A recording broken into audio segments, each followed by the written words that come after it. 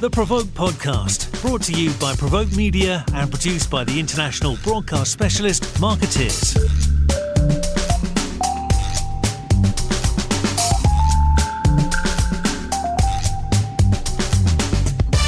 Welcome to the Provoke Media Podcast. I'm Diana Marszalek. Today I am joined by Krishana Davis. She is Executive Vice President of Digital and Multicultural Engagement at Precision Strategies. Krishana has been closely involved in new research called the Manosphere Index, which explores how economic pressure, changing media habits, and evolving ideas about identity are shaping about how men see masculinity, politics, and belonging. Krishana, I hope I got that summary correct, and I appreciate you joining us.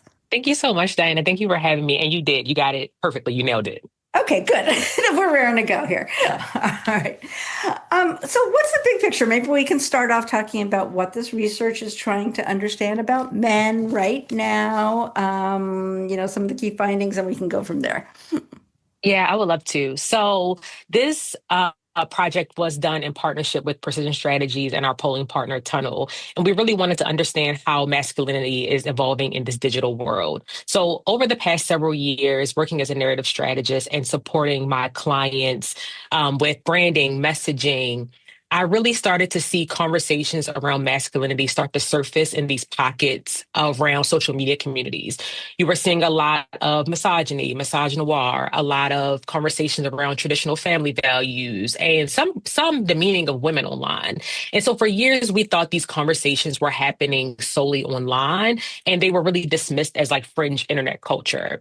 And what really changed was in 2024, a lot of strategists realized that these narratives were influencing real political behavior and turnout patterns.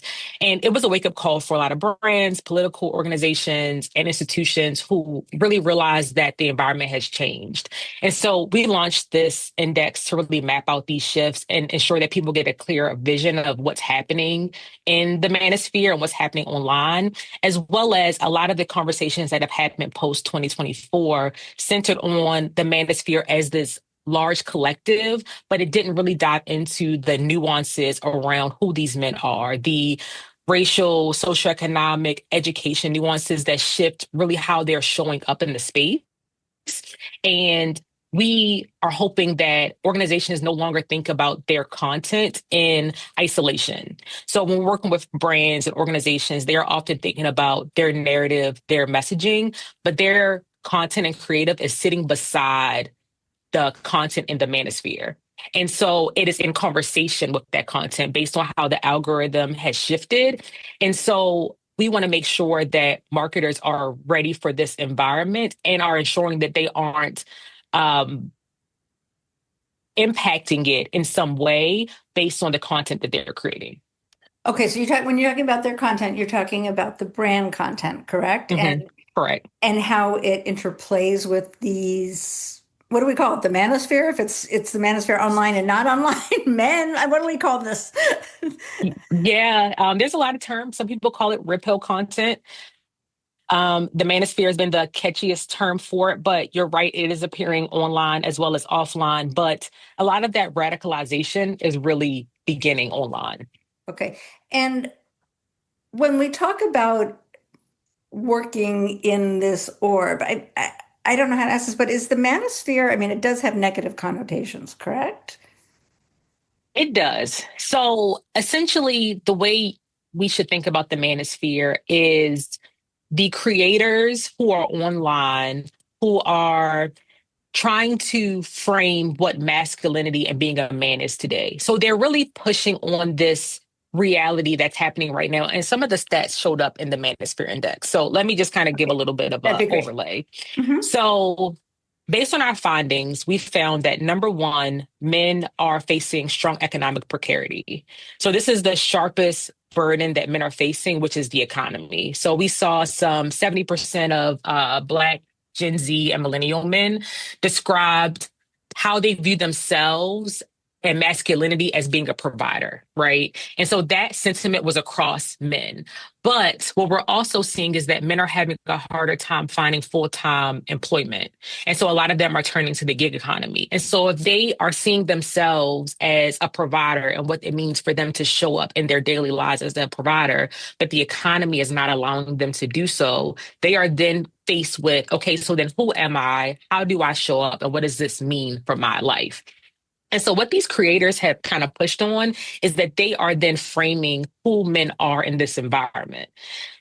So I like to think of the manosphere not just as ideological, but also as a business model. So a lot of these creators are in some ways talking content to men to help them fix their lives. They are life coaches in a lot of ways. They are giving them fitness advice, work advice, pushing them into crypto. Go ahead.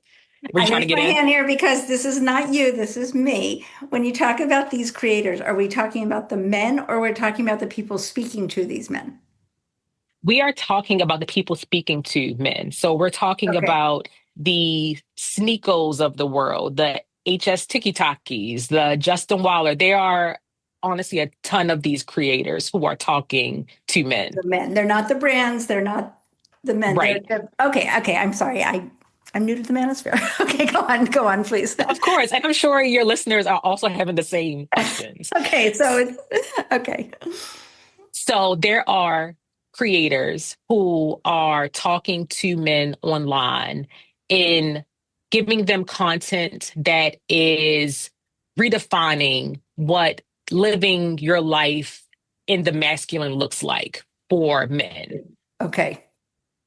Okay. And so as this is happening, they're also selling them communities where they can give their money to gambling institutions. They are giving them advice on how to invest in the stock market. And so I see. that is why I'm saying that to me, the manosphere isn't just like they are using the ideology to sell products as a business model. And many of them, as we saw, there's a new documentary that came out by a documentarian, Louis Theroux, where he was in conversation with some of the most popular creators, some of which I named, the Sneakos, the Justin Wallers. And when he really pushed on the things they were saying in their content, so these are men who are saying that women want men who to tell them what to do.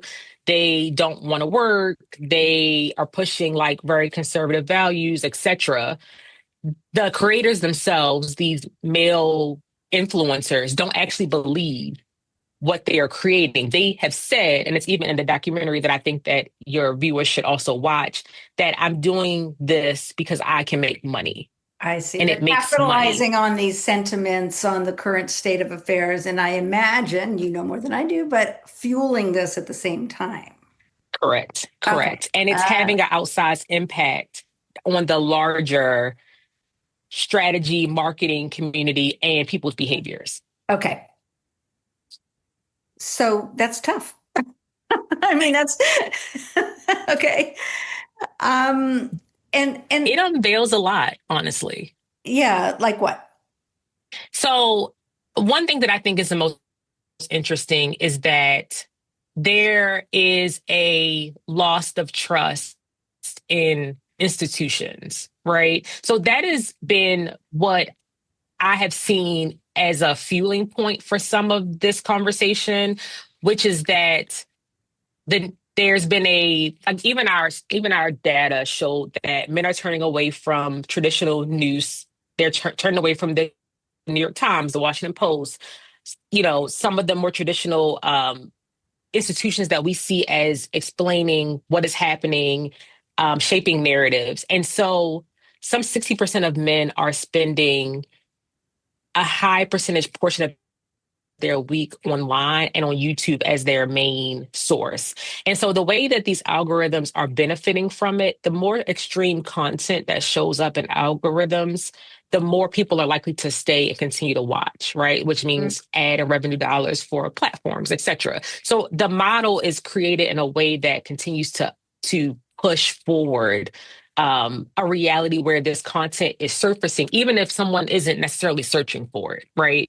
Right. And so you're kind of ending up in this cycle and loop of constantly being inundated with content when you are feeling these men who are watching the content that they don't have a way forward based on things that are outside of their control from a society standpoint. So that's the economy, that's feeling like they can't provide for their families, that is that pressure.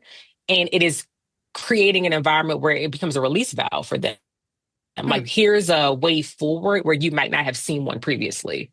So it seems, if I'm getting this right, that some of this phenomenon is based on almost preying on people's vulnerability versus some deep-seated ideology that is kind of inherent in whom these people are. That's 100% right. You're nailing it. The deeper that I've been getting into this space, and that's why I think that there's an opportunity for brands, political campaigns, institutions to put forth a different narrative, because there's an opportunity right now for people to make meaning of what's happening. And so these male influencers who are creating real red pill content and who are in the manosphere, to your point, are the only ones who are making meaning right now, right? And Mm-hmm. so if you allow them to continue by themselves in an echo chamber, you will continue forward in this path and see whatever implications. But there are some real ways that brands and organizations can get back into these conversations and also create alternative messaging and meaning making.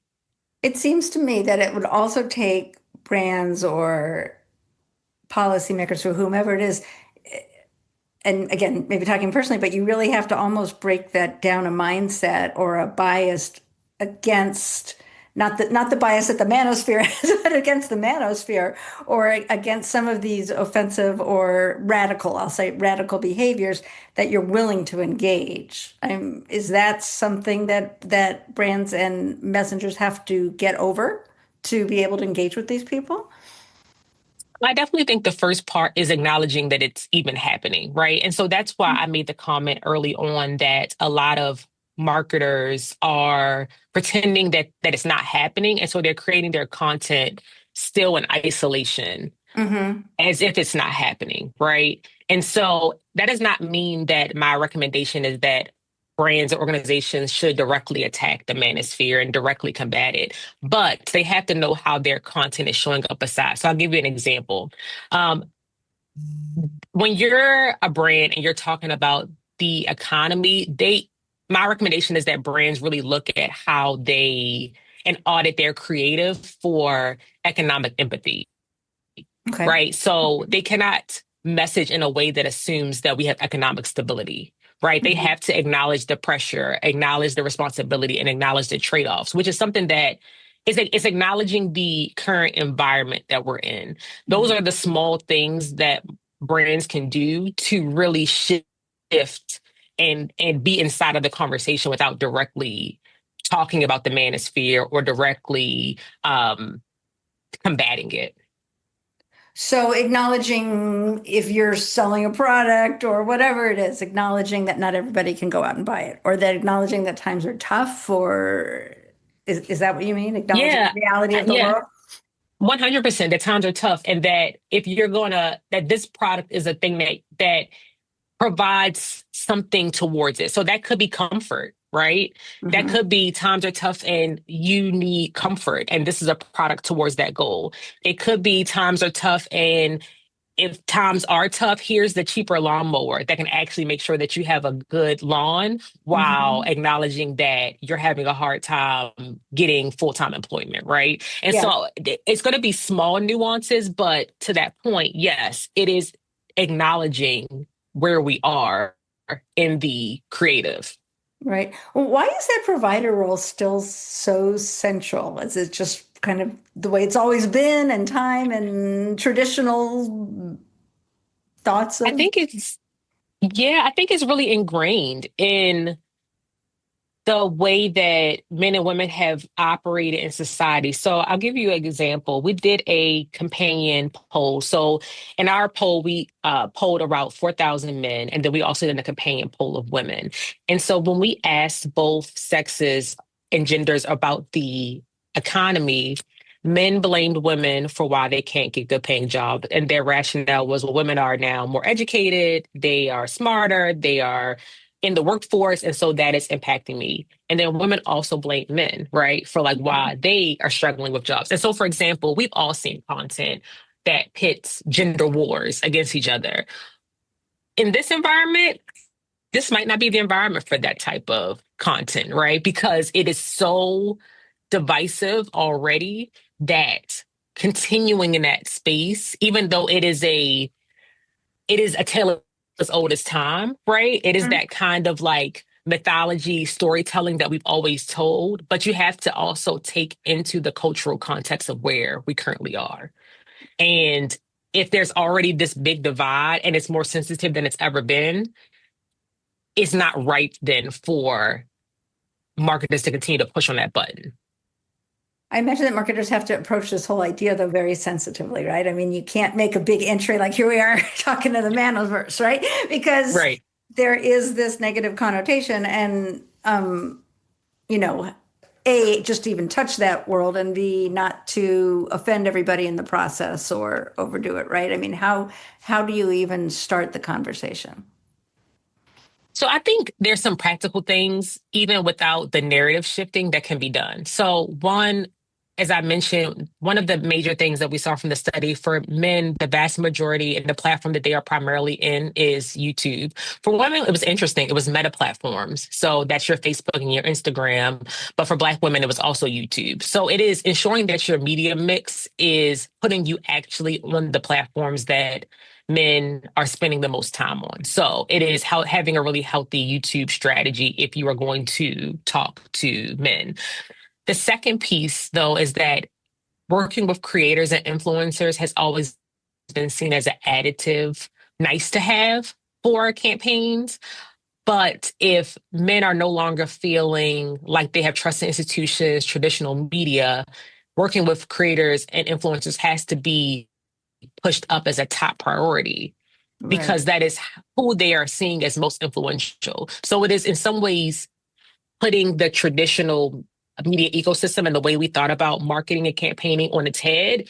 And if you really want to be a part of the conversation and change the narrative, then you need to change your strategies. Right. But you don't necessarily engage the creators and the people that are already in there, do you? Right. No, no, Okay. no. So I think it looks like a few things. When what we saw as well is that on YouTube, men are spending a good amount of their time listening to podcasts, which is kind of how we started talking about like influencers, male influencers and creators. For some brands and organizations, that might mean finding good talent to create fan podcasts around their issue or topics. That might mean if you are a big food restaurant corp, you might want to pay a group of foodie podcasters to have conversations around food, right? As a way to even get into the conversation and to seed your narrative. So there are these ways to get in there without partnering with what you would consider those radical, divisive creators. The only way, though, to get into the conversation is to be beside the conversation. And so that means that you are going to have to be on platforms like YouTube. You are going to have to be in the formats that people are already watching content in, like the podcast formats, like the direct to camera formats. And so it is really reprioritizing your media mix and understanding what people are engaging in right now and really being willing to try and experiment in those platforms and put real investment dollars behind it. Well, I hear the experimentation because I'm thinking if you're talking about a base that doesn't like institutions or trust institutions, mainstream, all that stuff, how you even, I don't want to use the word infiltrate, but how you even infiltrate into those communities and let alone those mindsets, it's got to be rough. It definitely won't be easy. However, I think to not do it, I will have detrimental impacts for brands. Because in some ways, if men are their primary audience and they are not showing up where men are, they're not going to have the impact that they desire anyway. And at some point, it's going to show up in their bottom line. Right. So I think the biggest reality is being willing to, because we already saw one of the biggest shifts with the 2024 election. And so if the manosphere and the way people are now understanding media, the lack of credibility of institutions is already showing wide size impact. So I think that the real learning is that like brands, institutions can't think that they won't have, and this won't impact their industries and spaces as well. Okay. So we've talked a long time in the industry about being inclusive and diversity of voices and niche marketing and all that stuff. How radical an idea is this though, in terms of breaking down a mindset? Maybe the industry is not against the manosphere. What do I know? Like, how radical an idea is this? I don't think it's a radical idea. I think it is really an understanding of the environment. So the way I think about it is, regardless of a brand or the executives at a company deciding that they do or don't agree with the content that's coming out of the manosphere, Mm-hmm. there's a reality and a sticking point that it is here. And so a decision has to be made around engagement around what is here. And also, how do you engage the men who are there based on the content that they are receiving? So, for example, something that came out of the study that I thought was pretty interesting was a real increase in men who were seeing and leaning towards spirituality Mm-hmm. and faith, and that really being this powerful, really underestimated anchoring point for men. And so a lot of marketers will probably see that stat. So we found that like some 53% of men said that faith really gives their life meaning and it guides their decisions.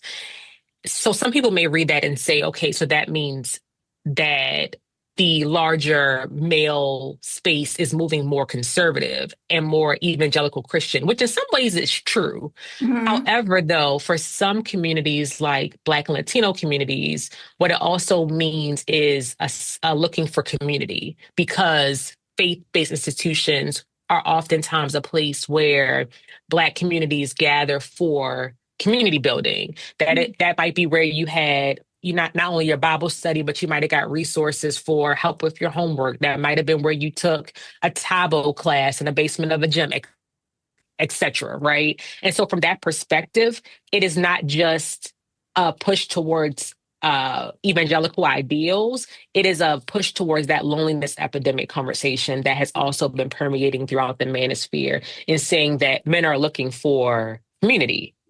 Right. And so Mm-hmm. if that is the case, then how do you make and push on community in how you are talking to men and narrative? So, for example, marketers should think about ensuring that their content shows men together in communal spaces, shows men being in deep conversation with one another, right? So that's how you also bring that across in your marketing. So this group may be more persuadable than we think. This is not, again, we think of this as sort of a dogmatic, radical group, but maybe that's kind of where they're landing, some of them, but not necessarily entrenched in. 100%. It is, I see it as, because so many of the communities around the manosphere create isolated boxes. So I kind of got into earlier there being a business model here. So a Mm-hmm. lot of the creators are taking their audiences off of some of these mainstream platforms, your X, your Twitter, your YouTube, et cetera, and pushing them into smaller built micro communities. And because there's so much of a loneliness epidemic, because a lot of men are not sure how to make meaning of themselves and their lives based on who they are and being able to be a provider, even coming into red pill content or manosphere content just gives them an opportunity to be in community with other men, whether or not they agree with the larger messaging. And they may not be agreeing actually within the conversation space and the smaller micro community space, but it allows entry point into conversation and community with men. And so from that perspective, it doesn't appear that every man who is engaging in this content is fully entrenched in it.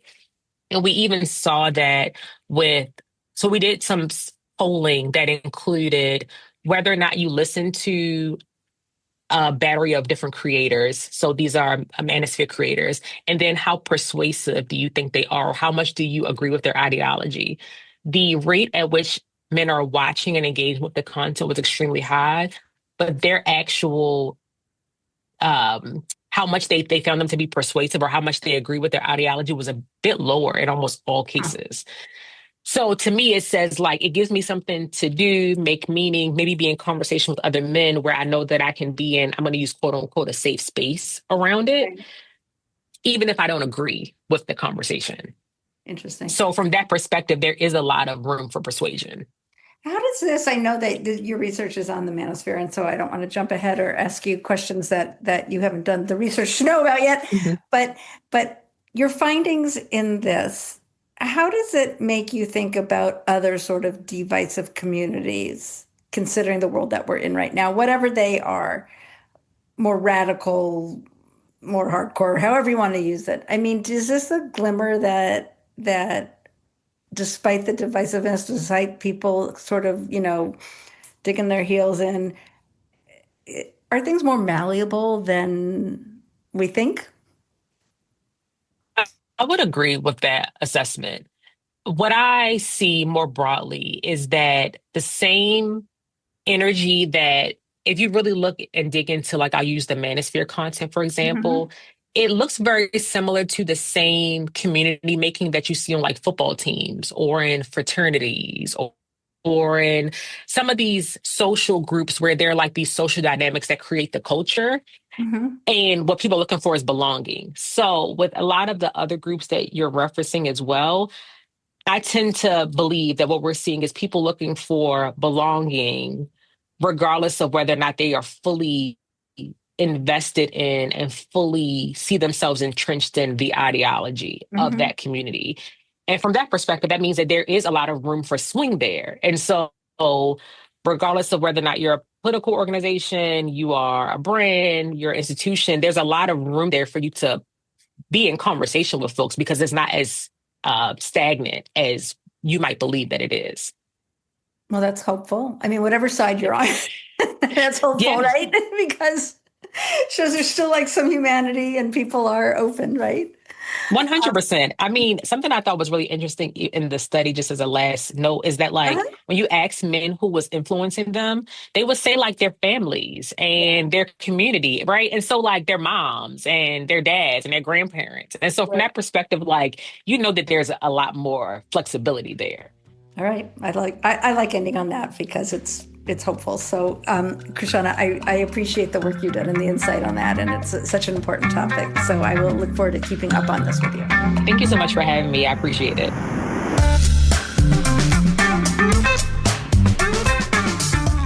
You've been listening to the Provoke podcast, brought to you by Provoke Media and produced by the international broadcast specialist Marketeers.